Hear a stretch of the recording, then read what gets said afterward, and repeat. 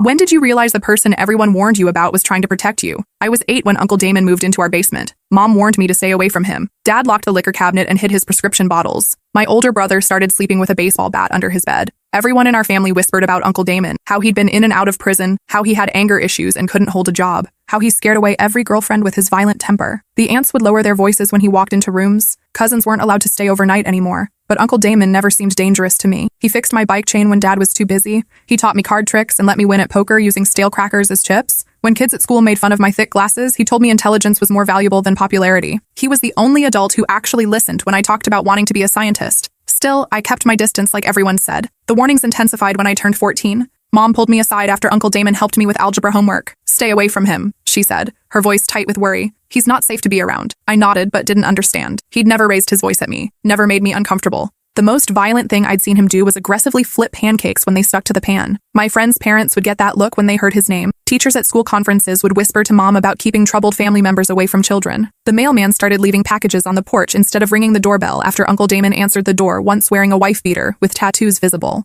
Everyone acted like he was a loaded gun waiting to go off. But I watched him rescue a kitten from a storm drain, crying when he thought no one was looking. I saw him secretly pay for groceries when Mom couldn't afford them. He never asked for credit or recognition. He just quietly made things better. The contradictions drove me crazy. At family gatherings, Uncle Damon would sit in corners observing. He never joined conversations but always seemed to be listening. When my cousin's boyfriend started getting aggressive after too many beers, Uncle Damon appeared beside him like smoke. The boyfriend sobered up instantly and left without another word. Nobody talked about it afterward. When I was 9, our neighbor Mr. Chen started acting strange around me. He'd watch me from his window when I played in the yard. He'd offer me candy when my parents weren't looking. He'd ask personal questions about my schedule and my favorite places to go. My parents were oblivious. They thought Mr. Chen was just being friendly. Uncle Damon noticed immediately. One afternoon, Mr. Chen approached me while I was waiting for the school bus. He had this weird smile and kept trying to get me to come closer to his car. Said he had something special to show me. I was scared but didn't know why. That's when Uncle Damon appeared out of nowhere. He didn't say a word to Mr. Chen, just stood between us, staring. Mr. Chen's face went white. He mumbled something about being late for work and drove away so fast his tires squealed.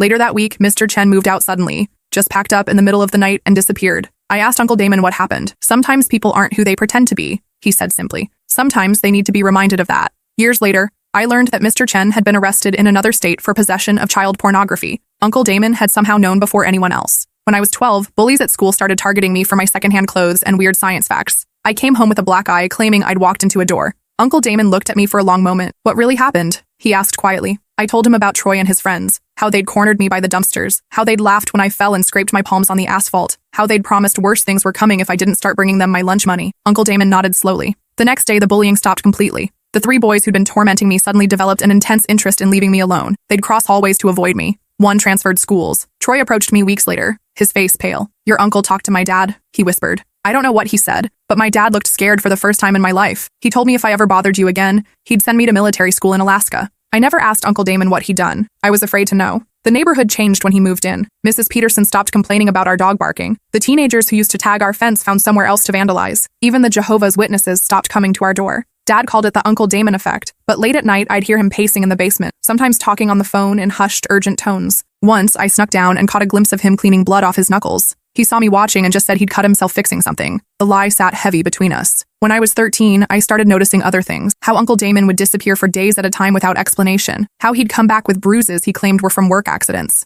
How he knew things about people in our neighborhood that he shouldn't have known. Like when Mrs. Rodriguez's husband started hitting her. Uncle Damon knew before she ever showed up at our door with a black eye. He'd already been researching domestic violence shelters and legal aid resources. Or when the Johnsons' teenage son started dealing drugs from their garage. Uncle Damon somehow intercepted the drug shipment before it arrived. The son never knew why his supplier suddenly stopped returning his calls. Uncle Damon had a network of information that extended far beyond what an unemployed ex-con should have access to. He knew people, dangerous people who owed him favors or feared his disapproval. When I was 15, I overheard my parents fighting about him. "He can't stay here forever," Mom hissed. "What if he brings his problems to our door?" "He is our problem," Dad shot back. "He's my brother. And those people he testified against, don't forget." That was the first time I learned Uncle Damon had been a witness in some kind of trial, that he'd put dangerous people in prison, that those people had friends who might come looking for revenge. Suddenly, all the warnings made sense. They weren't trying to protect me from Uncle Damon. They were trying to protect me from the consequences of Uncle Damon. The fear in my parents' voices was real, but it wasn't fear of what Uncle Damon might do to us. It was fear of what might happen to us because of what Uncle Damon had already done. I started paying attention differently. I noticed how Uncle Damon always parked his car facing the street,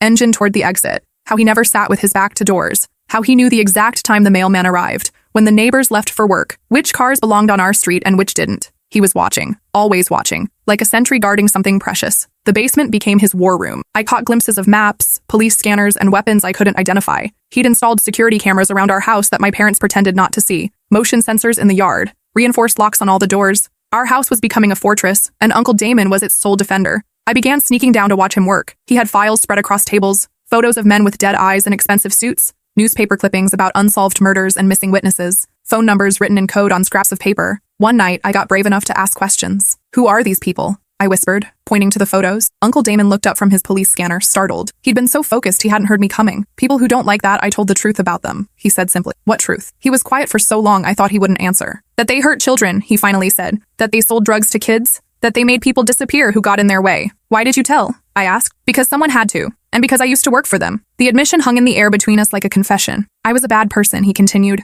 "I did things I can never take back. But when they started killing families, killing kids who saw too much, I couldn't pretend anymore that the money was worth it." "So you became a witness," I said. "I became a target," he corrected. "There's a difference." Over the following months, Uncle Damon started explaining more. How witness protection had failed him. How the marshals couldn't keep him safe from people with unlimited resources and long memories. How he'd been forced to go underground and fight back on his own terms. "They think I'm in hiding," he told me one night while cleaning a handgun I didn't know he owned. "But I'm not hiding. I'm hunting." The revelation should have terrified me. Instead, it explained everything. Uncle Damon wasn't just a witness running from his past. He was actively working to eliminate the threats against him, against us. I learned that Uncle Damon had been what he called a cleaner, someone who made problems disappear for people with enough money to pay for the service. Not just murder, though that was part of it. Intimidation, blackmail, kidnapping, whatever it took to protect his clients' interests. He'd been very good at his job, too good. When his employers decided to expand into human trafficking and child exploitation, Uncle Damon had drawn a line he couldn't cross. The first family he'd been ordered to eliminate had included twin girls, age 6. Uncle Damon was supposed to make it look like a home invasion gone wrong. Instead,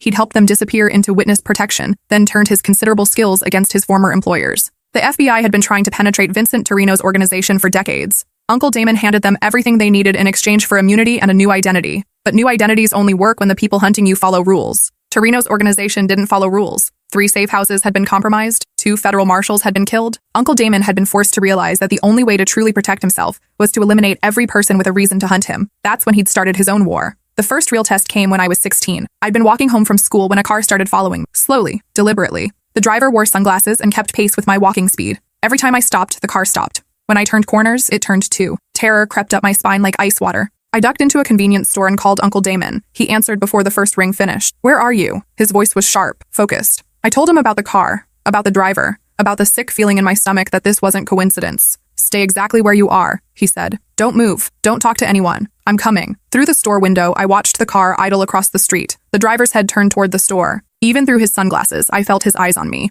Uncle Damon arrived in under 3 minutes. I saw him before I heard him. One moment the street was empty except for the suspicious car. The next moment, Uncle Damon was beside the driver's window. I couldn't hear the conversation, but I could see the driver's body language change. Confident became nervous. Nervous became terrified. Within 30 seconds, the car peeled away from the curb and disappeared down the street. Uncle Damon walked into the store like nothing had happened. "Ready to go home?" he asked casually. The ride back was silent except for the police scanner crackling in his dashboard. Uncle Damon's knuckles were white on the steering wheel, but his voice stayed calm. "Probably just some creep," he said. "But we're going to change your route home from now on." That night, I heard him on the phone again. Longer conversations this time. More urgent. I caught fragments through the basement door. "They found us. Need to move the package. How long do we have?" I understood then that I was the package. The security around our house intensified overnight. Uncle Damon installed new cameras. Motion detectors appeared in every room. He started walking me to and from school, staying far enough back that my friends wouldn't notice but close enough to intervene if needed. One morning, I found him passed out at the kitchen table, still holding his gun. He'd been awake for 3 days straight, monitoring threats I couldn't see. "You can't protect me forever," I told him. He looked at me with exhausted eyes. "Watch me," he said. But the strain was showing. Uncle Damon was losing weight. His hands shook when he thought no one was looking. He'd started talking to himself, working through scenarios where every outcome ended badly. Mom and Dad pretended not to notice, but I caught them whispering about intervention and forced hospitalization. They were scared of Uncle Damon, but they were more scared of what would happen to us without him. The breaking point came 3 weeks later. I woke up to Uncle Damon shaking me gently. It was still dark outside. His face was grim. "We need to go," he whispered. "Right now." I didn't argue. Something in his voice told me this wasn't negotiable. We crept through the house without waking my parents. Uncle Damon led me to a car I'd never seen before parked 2 blocks away. "Where are we going?" I asked as he started the engine. "Somewhere safe," he said. "There are people coming. People who want to hurt you to get to me." The safe house was a cabin an hour outside the city. No electricity, no phone service. Just Uncle Damon, a box of weapons, and enough supplies for a week. "How long do we stay here?" I asked. "Until they're all dead," he replied matter-of-factly. That's when I realized Uncle Damon wasn't just protecting me anymore. He was preparing for war. Over the next 3 days, I learned things about my uncle that changed everything. How he'd been a contract killer before becoming a witness. How he'd murdered 17 people for money. How his testimony had been part of a plea deal to avoid the death penalty. The gentleman who'd taught me card tricks had blood on his hands that would never wash clean. But I also learned why he turned. How his last assignment had been a family. A father who'd witnessed a drug deal. A mother who'd tried to protect her children. Kids who'd been in the wrong place at the wrong time. I couldn't do it, he told me on the second night, staring into the campfire. I stood in their living room with a gun pointed at a 6-year-old girl, and I couldn't pull the trigger. What happened? I asked. I killed the people who'd hired me instead, he said simply. Then I called the FBI and offered to trade everything I knew for a chance to disappear. But you didn't disappear, I pointed out. No, he agreed. I got attached. On the third day, Uncle Damon received a call that changed everything. The caller was someone named Torres, apparently one of Uncle Damon's old contacts who'd gone legitimate. He was calling to warn Uncle Damon that a contract had been put out on our entire family. Not just you, Torres said, his voice crackling through the burner phone. All of them. The parents, the brother, the kid. 200,000 for proof of death. Uncle Damon's face went white. Who authorized it? He asked. Torino's nephew, Torres replied. Kid's trying to prove himself by finishing what his uncle started. Uncle Damon hung up and stared at the phone for a long time. I thought it was over, he said quietly. I thought I'd gotten them all. What do we do now? I asked. Uncle Damon looked at me with something I'd never seen in his eyes before.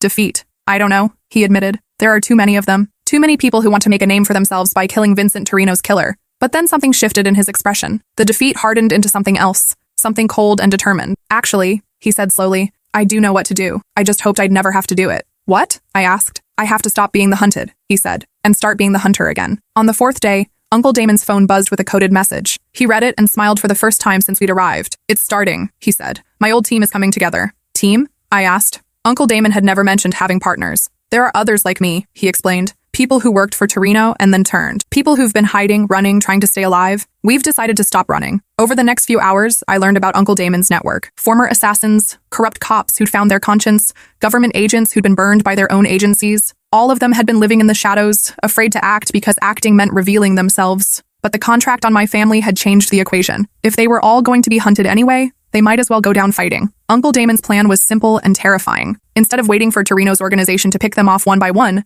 they were going to strike first, simultaneously. Every major player in the organization would die on the same night. It would be a massacre. Are you sure this will work? I asked. Uncle Damon checked his weapons one final time. No, he said honestly, but it's the only chance we have. We drove back to the city that afternoon, but not to our house. Uncle Damon took me to a hotel across town and registered us under fake names. You're going to stay here, he told me. No matter what happens, no matter what you hear on the news, you stay in this room until I come back. What if you don't come back? I asked. Then you call this number, he said, handing me a card. Tell them you're package 7. They'll take care of you. Package 7? I asked. Uncle Damon kissed my forehead. You're not just my niece, he said. You're my assignment. My job is to keep you alive, no matter what. He left that night at midnight. I watched from the hotel window as he disappeared into the darkness, knowing I might never see him again. The next 12 hours were the longest of my life. I watched the news obsessively, waiting for reports of violence. I called our house repeatedly, but no one answered. I stared at the card Uncle Damon had given me, wondering if I should use it. Then at 3 p.m. the next day, every news channel in the city erupted with breaking news. A coordinated attack on organized crime had left 17 people dead across 5 locations. Police were calling it the most significant blow to organized crime in the city's history. The FBI was taking credit for what they claimed was a years-long undercover operation. But I knew the truth. Uncle Damon and his team had done the impossible. They'd eliminated an entire criminal organization in a single night. The hotel room phone rang at 4 p.m. It's done. Uncle Damon's voice was exhausted but triumphant. All of them. They can't hurt anyone anymore. Are you okay? I asked. I'm alive, he said. That's more than I expected. Are you coming to get me? I asked. Not yet, he said. I need to make sure it's really over. Give me 24 hours. Those 24 hours stretched into a week, then 2 weeks, then a month. I started to think Uncle Damon was never coming back, but he did. 6 weeks later, he walked into our house like he'd just been out buying groceries. He looked older, scarred. There were stories written in the lines around his eyes that I knew I'd never hear. It's over, he told my parents. Really over this time. The people who wanted to hurt us are all dead or in prison. Mom cried. Dad hugged his brother for the first time in years. My older brother put away his baseball bat. But I could see that Uncle Damon was different. The war had changed him. He'd won, but the victory had cost him something essential. Over the following months, Uncle Damon tried to return to normal life. He got his job at the auto repair shop. He started dating Patricia, the librarian. He went back to fixing bike chains and teaching card tricks. But sometimes, late at night,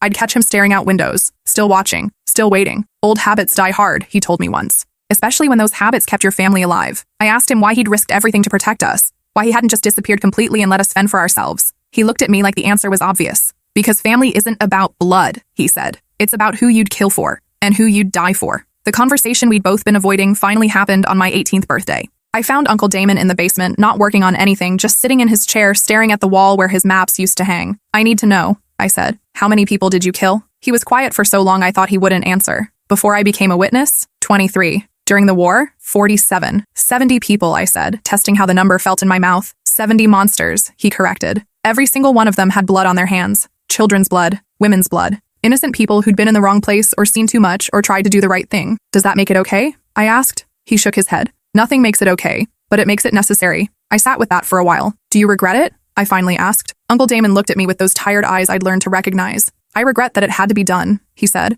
I regret that the world is the kind of place where people like me have to exist. But I don't regret doing it. Why not? Because you're alive. Because your parents are alive. Because somewhere out there, kids are growing up who would have been sold into slavery or murdered or worse if I hadn't stopped the people responsible. He stood up and walked to where his gun safe used to be. The difference between me and them is that I don't enjoy it. I don't take trophies or brag about body counts. I do what needs to be done and then I try to forget about it. Can you? I asked. Forget about it? No, he said simply. But I can live with it. Because the alternative was watching evil people hurt good people while I did nothing. That night, for the first time in years, Uncle Damon slept through the night without nightmares. I know because I stayed awake listening for them. The sound of peaceful sleep was somehow more unsettling than the sound of screaming. But Uncle Damon's peace didn't last long. 3 months after the war ended, new threats started emerging. Not from Torino's organization, which was effectively extinct, but from people trying to fill the power vacuum. Younger criminals with more ambition than sense. Foreign organizations looking to expand into Torino's territory. Wannabe gangsters who thought killing Uncle Damon would establish their reputation. The war was over, but the aftermath was just beginning. I watched Uncle Damon's paranoia return gradually. First, he started carrying a gun again. Then he reinstalled the security cameras. Then he began sleeping in shifts, never allowing himself to be unconscious for more than 3 hours at a time. The cycle was starting all over again. But this time, I was old enough to understand what was happening, and I was old enough to do something about it. I started researching Uncle Damon's past more thoroughly, not just his criminal history, but his personal history, his childhood, his military service, the events that had shaped him into the man he'd become. What I found explained everything. Uncle Damon had been born into violence. His father had been an abusive alcoholic who'd beaten him and my dad regularly. His mother had died when he was 12, leaving him to protect my dad from their father's rage. At 16, Uncle Damon had killed his own father in self-defense during one particularly brutal beating. The court had ruled it justifiable homicide, but Uncle Damon had been placed in juvenile detention anyway. That's where he'd learned to fight, to survive, to become the kind of person who could do terrible things when necessary. When he'd aged out of the system, the military had seemed like his only option. He'd served 3 tours in Afghanistan as a special operations soldier, learning skills that would later make him valuable to people like Vincent Torino. After his discharge, Uncle Damon had struggled to find legitimate work. His skill set was too specialized, too violent, too necessary for people who lived outside the law. Vincent Torino had offered him a choice. Use your skills for us, or starve on the streets. Uncle Damon had chosen survival. For 15 years, he'd been Torino's most reliable problem solver. He'd done things that would have broken most people. But he'd also sent money home to support my dad through college and medical school. He'd paid for my grandmother's cancer treatments. He'd quietly funded scholarships for kids from broken homes. Even as a killer, Uncle Damon had been trying to save people. The revelation that finally broke his loyalty to Torino hadn't been philosophical. It had been personal. Torino had ordered him to eliminate a family that included a little girl who reminded Uncle Damon of me. Same age, same curious eyes, same dreams of becoming a scientist. Uncle Damon had seen himself in that girl's father, trying desperately to protect his family from monsters. He'd seen me in that girl, innocent and trusting and completely unaware of the evil that surrounded her. He couldn't pull the trigger. Instead, he'd helped the family disappear, then spent the next 4 years systematically destroying everyone who'd put them in danger. Uncle Damon hadn't just been protecting us from his enemies. He'd been protecting every innocent family from the kind of people he used to be. Understanding his history changed how I saw everything. Uncle Damon wasn't a killer who'd developed a conscience. He was a protector who'd been forced to become a killer. Every warning my family had given me about staying away from Uncle Damon had been based on fear of what he might do. But Uncle Damon's greatest fear was what he'd already done. He was terrified that his violence would somehow infect me, that I'd grow up thinking murder was an acceptable solution to problems. He'd spent years trying to keep me at arm's length, not because he didn't love me, but because he loved me too much to risk corrupting me. The irony was that Uncle Damon's attempts to protect me from his violence had actually taught me the most important lesson of my life, that violence should be a last resort, not a first choice. By showing me what it costs to live with blood on your hands, he'd ensured I'd never want that for myself. Armed with this understanding, I made a decision that would change both our lives. I confronted Uncle Damon about the new threats, about his returning paranoia, about the fact that he was preparing for another war. This has to stop, I told him. You can't spend the rest of your life killing people who want to kill you. What else am I supposed to do? He asked. They won't stop coming. Yes, they will, I said. If you give them what they want. What do you mean? He asked. I'd been researching more than just Uncle Damon's history. I'd been researching his enemies, what they really wanted, what would make them stop hunting him. They don't want revenge, I explained. They want reputation. They want to be known as the person who killed Vincent Torino's killer. So? Uncle Damon said. So we give them that reputation without giving them the reality, I said. My plan was simple but dangerous. Uncle Damon would fake his own death, publicly, dramatically, in a way that would make his killers instant legends in the criminal underworld. But instead of actually dying, he'd disappear completely. New identity, new life, new chance to be the person he'd always wanted to be instead of the person circumstances had forced him to become. It's risky, I admitted. If anyone finds out you're still alive, the hunting starts all over again. Uncle Damon considered this for a long time. What about you? He asked. What about your parents? How do I protect you if I'm officially dead? You don't, I said. We protect ourselves, the way normal families do. Uncle Damon looked at me like I'd suggested we all move to Mars. You don't understand, he said. The world is full of predators. Without me watching, they'll what? I interrupted. Live normal lives like billions of other people who don't have personal assassins watching over them? Uncle Damon fell silent. You've taught me everything I need to know, I continued. How to recognize danger, how to avoid it, how to defend myself if necessary. But most importantly, you've taught me that violence should be a last resort, not a way of life. Over the following weeks, we worked out the details. Uncle Damon would stage his death during a confrontation with one of the young criminals trying to establish a reputation. The criminal would get credit for the kill,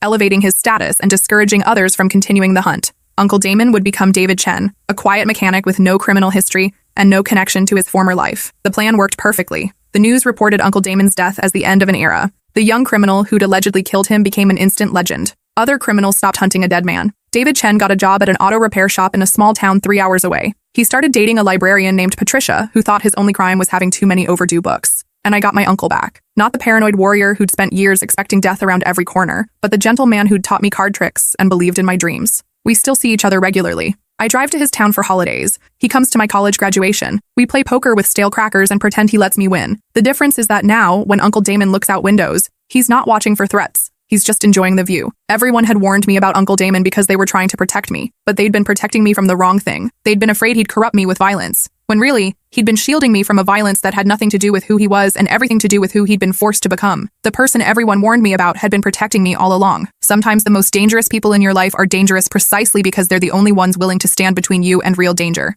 I'm in graduate school now, studying forensic science at the State University. I'm using what Uncle Damon taught me about recognizing patterns and understanding human nature to help solve crimes instead of commit them. When people ask about my family, I tell them about my Uncle David, who's a mechanic in a small town. I don't mention that he used to hunt monsters for a living. I don't explain that the gentlest man I know has blood on his hands that will never wash clean. Some truths are too heavy for casual conversation. But I sleep better knowing Uncle Damon is finally at peace. Because monsters are real, but so is redemption. Sometimes you need to become a monster to understand why you should choose to be human. The person everyone warned me about turned out to be the person I needed most. He just took the long way around to protecting me. Patricia doesn't know about Uncle Damon's past. She thinks David Chen is just a quiet mechanic with gentle hands and sad eyes. Sometimes I watch them together at family dinners, her laughing at his jokes, him relaxing in ways I'd never seen before. She's his redemption, his proof that people can change, his hope that the future can be different from the past. And I'm his legacy, his assurance that the violence stops with him. Last month, Uncle Damon asked if I wanted to know about the people he'd killed, their names, their crimes, what they'd done that had earned them a death sentence from a man who'd once been just like them. I told him no. Some knowledge is too heavy to carry. But I did ask him one more question. Was it worth it? All of it? The killing, the hiding, the years of violence? Uncle Damon looked at me working on my thesis, surrounded by textbooks and evidence analysis charts, preparing for a career dedicated to finding truth and serving justice. He smiled. Ask me in 20 years, he said. When you're using what I taught you to catch people like I used to be. I realized then that Uncle Damon hadn't just been protecting me from his enemies. He'd been protecting me from becoming like him. All those years of warnings and distance had been designed to keep me clean, to make sure I grew up believing in law and order and justice through proper channels. He'd killed 70 people so I'd never have to kill anyone. He'd become a monster so I could stay human. The irony wasn't lost on either of us. The most violent man I'd ever known had raised me to be the most peaceful person I could be. His greatest victory wasn't surviving his war. It was making sure I'd never have to fight one. The warnings everyone gave me about Uncle Damon were right in a way. He was dangerous. He was violent. He was someone you shouldn't get too close to. But they were wrong about why. He wasn't dangerous because he might hurt me. He was dangerous because caring about me made him vulnerable, made him take risks, made him choose love over survival. In the end, the person everyone warned me about was the person who saved me. Not just from his enemies, but from a world that would have taught me that violence is the answer to every problem. Uncle Damon showed me that sometimes violence is necessary, but he made sure I understood that it should never be easy. The most important lesson he taught me wasn't how to fight. It was how to choose not to. Now when I visit Uncle Damon in his small town, we sit on his porch and watch the sunset. He tells me stories about his work at the garage, about Patricia's book club, about the normal life he's building with clean hands and a clear conscience. Sometimes I catch him looking at me with wonder, like he can't believe he helped create something good in a world full of darkness. You did it, I tell him during these moments. You broke the cycle. Uncle Damon always smiles when I say that, but there's still sadness in his eyes. The cycle's not broken until you have kids of your own, he says. Until you raise them without ever having to teach them how to kill. I understand what he means. Uncle Damon's father had beaten him. Uncle Damon had killed for money. But I'm studying to catch killers instead of being one. Each generation gets a little further from the violence. My children, if I have them, will grow up in a world where their biggest worry is homework and college applications. They'll never know that their great-uncle once had blood under his fingernails. They'll never learn to sleep with weapons within reach. That's Uncle Damon's real victory. Not the war he won, but the peace he made possible. 3 years into my graduate program, I get a call that changes everything. There's been a murder, my advisor says. The police need a forensic consultant, and they specifically asked for you. I'm flattered but confused. I'm still a student. There are plenty of more qualified experts available. The victim was David Chen, my advisor continues. Shot twice in the head outside his apartment. The detective said you knew him personally. The world stops. I drive to Uncle Damon's town in a haze of disbelief and terror. The crime scene is crawling with police. Yellow tape surrounds his apartment building. Blood stains the sidewalk where he fell. Detective Morrison, a tired-looking woman in her 50s, approaches me with gentle eyes. I'm sorry for your loss, she says. We understand David was your uncle. I nod, not trusting my voice. Can you think of anyone who might have wanted to hurt him? She asks. Any enemies? Any recent conflicts? I almost laugh. If only she knew. No, I managed to say. He was just a mechanic. He lived quietly. That's what everyone says, Detective Morrison replies. Model citizen. No criminal record, no debts, no angry ex-wives. It doesn't make sense. But it makes perfect sense to me. Someone had discovered Uncle Damon's true identity. Someone had realized that David Chen was actually the legendary killer who destroyed Vincent Torino's empire. The fake death hadn't worked. Uncle Damon's past had finally caught up with him. I examined the crime scene with professional detachment, trying to ignore the fact that this is my uncle's blood on the concrete. 2 gunshots to the head, professional execution, no witnesses, no security footage. Whoever did this knew what they were doing. Patricia is devastated. She keeps asking me why someone would hurt David. What had he done to deserve this? Who could have hated such a gentleman? I comfort her while my mind races through possibilities. Who had found out? How had they tracked him down? Were my parents safe? Was I safe? That night, alone in Uncle Damon's apartment, I search for clues he might have left behind. The police have already been through everything, but they don't know what to look for. I find it hidden inside an old coffee can in the back of his closet. A letter addressed to me in Uncle Damon's handwriting. If you're reading this, I'm probably dead. Not David Chen dead, but really dead this time. I always knew someone would figure it out eventually. There are too many people who remember my face, too many loose ends that can't stay loose forever. I want you to know that the last 5 years as David Chen were the happiest of my life. For the first time since I was a child, I got to be normal. I got to fix cars and date a librarian and worry about ordinary things like paying rent on time. You gave me that gift when you suggested I fake my death. You gave me a chance to be the person I always wanted to be instead of the person I had to become. But more importantly, you proved that the violence really can stop. You're going to graduate school. You're going to help people. You're going to build a life that has nothing to do with the darkness that consumed me. If something happens to me, don't try to find my killer. Don't seek revenge. Don't become what I was. Just live your life. Be happy. Prove that all the blood on my hands was worth something. The person everyone warned you about was trying to protect you. From the world. From evil people. From me. But mostly from becoming me. You don't need protecting anymore. You know how to recognize danger and how to avoid it. You know that violence should be a last resort, not a first choice. You know that the most important battles are fought with minds, not weapons. Take care of Patricia if you can. She never knew who I really was, but she loved who I tried to become. That love was real, even if David Chen wasn't. And remember, sometimes the most dangerous person in your life is dangerous because they love you enough to become a monster so you don't have to. I love you, kid. Uncle Damon P.S. Check behind the water heater. Behind the water heater, I find a safe I didn't know existed. Inside are documents that make my blood run cold. Photographs of me walking to class. Of my parents leaving work. Of my brother at his job. Someone had been watching all of us for months. There's also a note, not in Uncle Damon's handwriting. We know who you are. We know what your uncle did to our people. David Chen is dead. But that's not enough. Blood for blood. Family for family. You have 48 hours to disappear or you'll join him. Uncle Damon hadn't been caught by accident. He'd been found because someone was using us as bait. They'd been watching our family, waiting for him to make contact. He'd known he was walking into a trap when he came to my graduation. Known he was signing his death warrant by maintaining contact with us. But he'd come anyway because he couldn't stand the thought of missing such an important moment in my life. Uncle Damon had died because he loved us too much to stay away. I call my parents immediately. Pack a bag, I tell them. Leave town tonight. Don't tell anyone where you're going. Why? Dad asks. What's happening? David Chen wasn't really David Chen, I say. And now someone wants to hurt us because of who he really was. There's a long silence. We'll leave in an hour, Dad finally says. I realize then that my parents had known all along. They'd been waiting for this call for 5 years. The next 48 hours are a blur of movement and fear. I contact the detective handling Uncle Damon's case and tell her I've received threats. She arranges police protection, but we both know it won't be enough. Professional killers don't care about police protection. On the second night, they come for me. I'm staying in a safe house when the power goes out. 3 men in tactical gear enter through windows and doors simultaneously. They move like Uncle Damon had moved that night in our living room years ago. Professional, efficient, lethal. But Uncle Damon had taught me more than just how to recognize danger. He'd taught me how to survive it. I activate the panic alarm he'd made me install in every place I live. I use the escape route he'd made me practice in every building I entered. I employ the evasion techniques he'd drilled into me during our weekend camping trips. Most importantly, I remember what he'd always told me. The goal isn't to win a fight. The goal is to avoid having one. I escaped through a basement tunnel Uncle Damon had shown me years earlier. Emergency exit routes, he'd called them, just in case. I emerged 3 blocks away and called the one number Uncle Damon had made me memorize but never use. Torres, I say when a gravelly voice answers. This is package 7. There's a pause. Where are you? Torres asks. I tell him. Stay put, he says. I'm coming. Torres turns out to be a stocky man in his 60s with kind eyes and scarred hands. He looks like he could be someone's grandfather, but he moves like Uncle Damon had moved. Like violence is always an option. Damon told me about you, he says as we drive through the night. Said you were the reason he kept fighting. What happens now? I ask. Now we end this.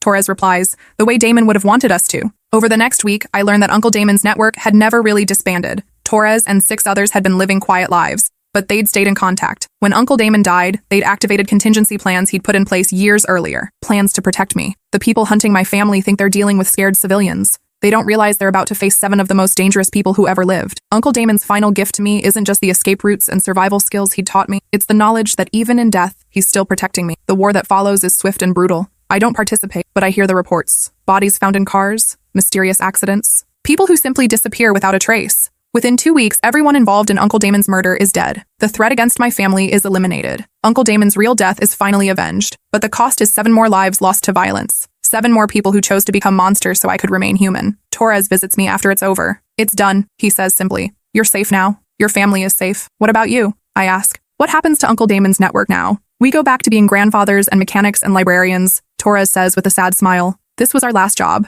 Damon made us promise. I attend Uncle Damon's real funeral a month later. Just me, Patricia, and 7 elderly people who'd known him by his true name. We don't speak about what he'd done or who he'd killed. We talk about the man who'd fixed bicycles and taught card tricks and believed in second chances. Patricia cries for David Chen, the gentle mechanic she'd loved. The others cry for Damon, the killer who'd found redemption. I cry for my uncle, who'd spent his entire life trying to protect people from monsters like himself. At the graveside, Torres approaches me one final time. He wanted me to give you this, Torres says, handing me a small box. Inside is Uncle Damon's deck of cards, the same deck he'd used to teach me poker when I was 8. There's a note tucked between the cards. The most important game I ever taught you wasn't poker. It was how to bluff your way through danger without becoming dangerous yourself. Keep playing that game. Win it for both of us. I graduate with my doctorate 2 years later. My dissertation is on patterns of violence and organized crime, using Uncle Damon's case as a study in how criminal organizations eventually destroy themselves through escalating retribution. I don't mention that my primary source was personal experience. At my graduation, I look into the audience and see my parents beaming with pride. My brother and his new wife, Patricia, who still doesn't know the whole truth but loves me because Uncle Damon had loved me. The empty seat where Uncle Damon should have been sitting isn't really empty.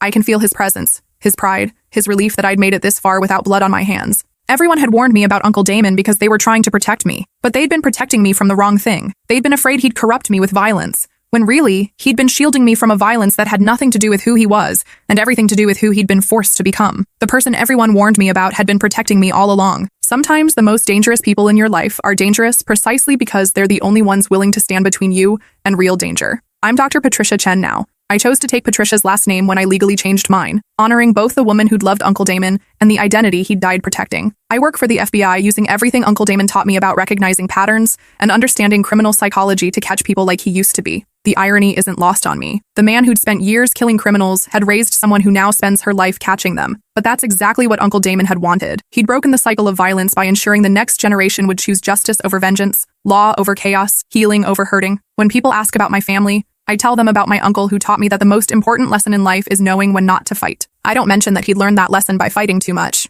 I don't explain that his greatest victory was making sure I'd never have to. Some truths are too heavy for casual conversation, but I carry them anyway, because they're the foundation of who I've become. Every case I solve, every criminal I help catch, every victim I help find justice, it's all built on the understanding that violence should be a last resort, not a first choice. Uncle Damon had spent his life becoming a monster so I could learn how to stay human. The person everyone warned me about turned out to be the person who saved me. He just took the long way around to protecting me. And in the end, that protection worked. I'm alive. I'm safe. I'm using what he taught me to make the world a little bit better instead of a little bit worse. The violence stopped with him, exactly as he'd planned. The cycle is finally broken.